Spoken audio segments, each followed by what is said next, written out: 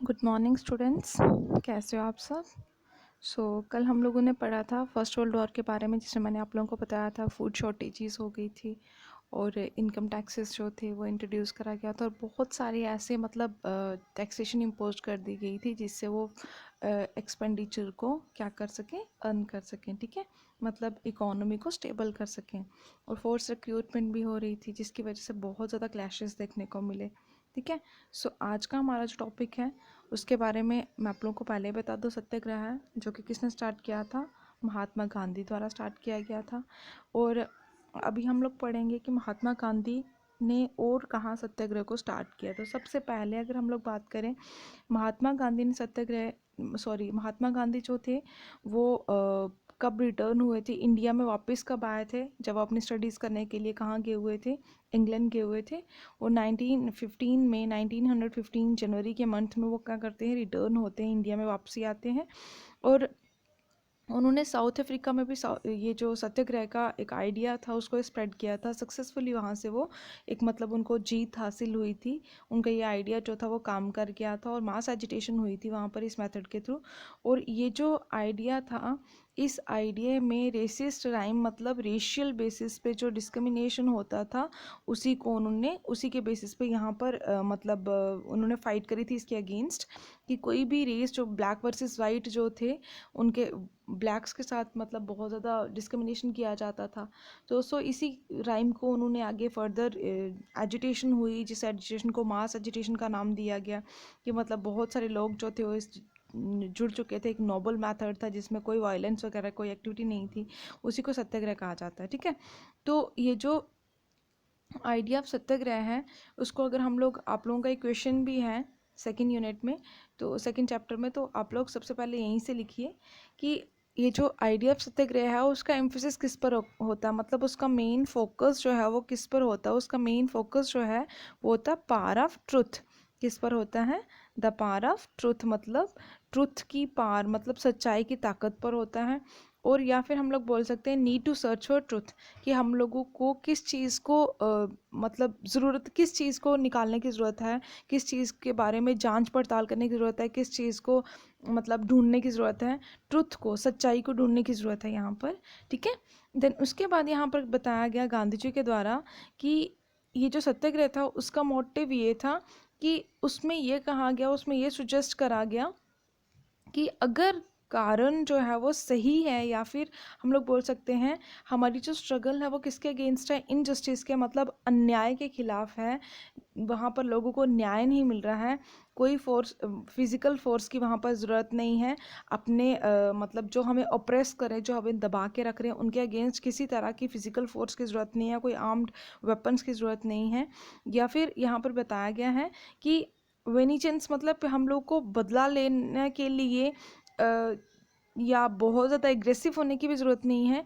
एक सत्याग्रही जो है वो क्या कर सकता है, सत्याग्रही कौन हो गया, जो सत्य के राह पर चल रहा है, दैट मीन्स जो जिसने ट्रुथ को अडॉप्ट कर लिया है और ट्रुथ को ही अपना वे बना लिया, रास्ता बना लिया है, तो वो बैटल को बड़ा इजीली जीत सकता है थ्रू नॉन वायलेंस। मतलब वो बिना ब्लड शेड करे ही क्या कर सकता है, मतलब थ्रू नॉन वायलेंस वो क्या कर सकता है, जीत सकता है अपनी स्ट्रगल को, अपनी मूवमेंट को जीत सकता है।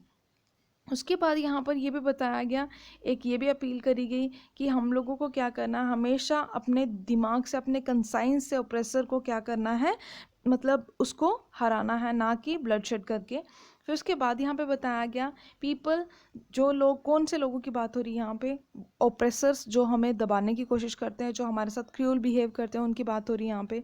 वो हम लोग को सबसे पहले क्या करना है, ट्रुथ को देखना है कि सच्चाई क्या है, क्या हम लोगों ने जिस रास्ते को अपनाया वो सच की तरफ मूव हो रहा है। उसके बाद यहाँ पर किसी भी तरह की फोर्स, मतलब फोर्स की ज़रूरत नहीं होती है कि हम लोग एक्सेप्ट करवाएं किसको, ट्रुथ को, और या फिर हम लोग किसी भी तरह का वायलेंस करें अपने सच को मनवाने के लिए, किसी भी तरह का ब्लड शेड करें। ये जो स्ट्रगल है उसमें ये बताया गया, कहीं ना कहीं ये जो स्ट्रगल है वो अल्टीमेटली किसकी तरफ लेके जाती है, ट्रम्प की तरफ लेके जाती है, मतलब हमें जीत की तरफ लेके जाती है। और गांधी जी का ये बिलीव था, गांधी जी ये सोचते थे, उनका ये मानना था कि धर्म जो है वो ही क्या कर सकता है, यूनाइट कर सकता है सभी मतलब इंडियंस को, ठीक है। धर्म मतलब हम लोगों को ये नहीं है कि हम लोग अलग अलग रिलीजन से बिलोंग करते हैं, उनका मतलब ये था कि हम लोग नॉन वायलेंट एक्टिविटीज़ परफॉर्म करें और साथ ही साथ हमारा जो काम है वही हमारा धर्म है। हम लोग ये नहीं बोल रहे कि हम लोग हिंदू कम्युनिटी या रिलीजन से बिलोंग करते हैं, उनका ये मानना बिल्कुल भी नहीं था। जब वो इंडिया में एंटर हुए गांधी जी, उन्होंने देखा कि उनका पहला ये जो सत्याग्रह था, फर्स्ट सत्याग्रह उन्होंने कहाँ पे स्टार्ट किया, साउथ अफ्रीका में। और उसके बाद वो क्या करते हैं, इंडिया में आ जाते हैं 1915 में। उसके बाद वो अपना फर्स्ट जो मतलब क्या करते हैं उसको, सत्याग्रह को स्टार्ट करते हैं। कहाँ पर, वो 1916 में ट्रेवल कर रहे थे, कहाँ पर, चंपारण डिस्ट्रिक्ट में, जो कि बिहार की एक डिस्ट्रिक्ट है। वहाँ पर पीजेंट्स जो थे वो बहुत ज़्यादा स्ट्रगल कर रहे थे। मतलब पीजेंट्स जो थे उनको प्रॉपर वेजेस जो उनके वर्क के अकॉर्डिंगली नहीं दी जाती थी। कौन से पीजेंट्स थे ये वाले जो थे प्लांटेशन सिस्टम के जो पीजेंट्स थे, सॉरी प्लांटेशन सिस्टम के जो ऑनर थे, उनके खिलाफ उन्होंने प्रोटेस्ट करना शुरू कर दिया। मतलब गांधी जी ने यहाँ पर प्लांटेशन सिस्टम को अपोज किया था, पीजेंट्स की हेल्प करी थी। क्लियर है। एक जो फर्स्ट उनका मतलब ये जो मूवमेंट चलाई गई थी वो कहाँ पर चलाई गई थी, चंपारण डिस्ट्रिक्ट ऑफ बिहार। ठीक है। और दूसरा, इंडिया में सेकेंड जो सत्याग्रह मूवमेंट जो थी वो कब चलाई गई, 1917 में चलाई गई।